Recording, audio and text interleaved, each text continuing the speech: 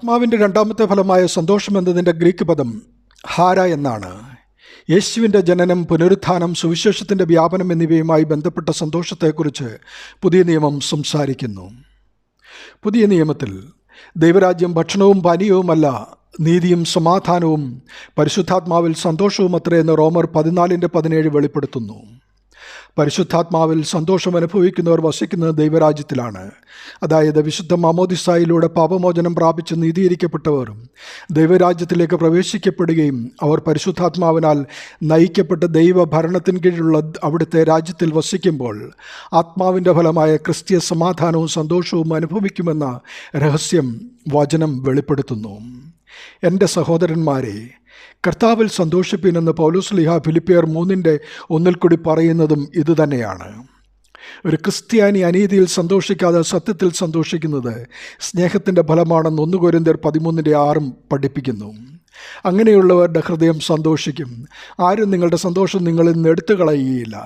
ചോദിക്കുവിൻ, നിങ്ങളുടെ സന്തോഷം പൂർണ്ണമാകേണ്ടതിന് നിങ്ങൾക്ക് ലഭിക്കുമെന്ന് വിശുദ്ധ യോഹന്നാൻ 16:22 മുതൽ 24 വരെയുള്ള തിരുവചനങ്ങളും സാക്ഷിക്കുന്നു. ആത്മാവിൻ്റെ രണ്ടാമത്തെ ഫലമായ സന്തോഷം ദൈവകൃപയുടെ ഒരു ദാനമാണ്. അതായത് പരിശുദ്ധാത്മാവിനാൽ ലഭിക്കുന്ന കൃപയാണ് സന്തോഷം നിലനിർത്തുന്നത്. കഷ്ടപ്പാടുകളുടെയും പരീക്ഷണങ്ങളുടെയും നടുവിലും സന്തോഷം അനുഭവിക്കുവാൻ കഴിയും. കാരണം അത് ആഴമേറിയ ആത്മീയ യാഥാർത്ഥ്യത്തിൽ വേരൂന്നിയതാണ്.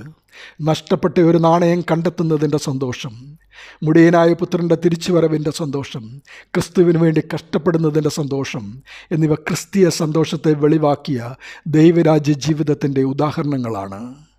നാം നാമമാത്ര ക്രിസ്ത്യാനികളാകാതെ മേൽപ്പറഞ്ഞ ഉദാഹരണങ്ങളിലെ പോലെ മാനസാന്തരപ്പെടുന്ന ഒരു പാപിയെ ചൊല്ലി സ്വർഗത്തിലധികം സന്തോഷമുണ്ടാകുമെന്ന വിശുദ്ധ ലൂക്കോസ് 15:7 പറഞ്ഞ തിരുവചനം നമ്മെ രൂപാന്തരപ്പെടുത്തട്ടെ. എപ്പോഴും സന്തോഷിപ്പീൻ, ഇടവിടാതെ പ്രാർത്ഥിപ്പീൻ, എല്ലാറ്റിനും സ്തോത്രം ചെയ്യുവിൻ. ഇതല്ലോ നമ്മെക്കുറിച്ച് ക്രിസ്തുയേശുവിൽ ദൈവേഷ്ടം. 1 തെസ്സലോനിക്കർ 5:16 മുതൽ 20 വരെ. ദൈവനാമം മഹത്വപ്പെടട്ടെ. ആമേൻ.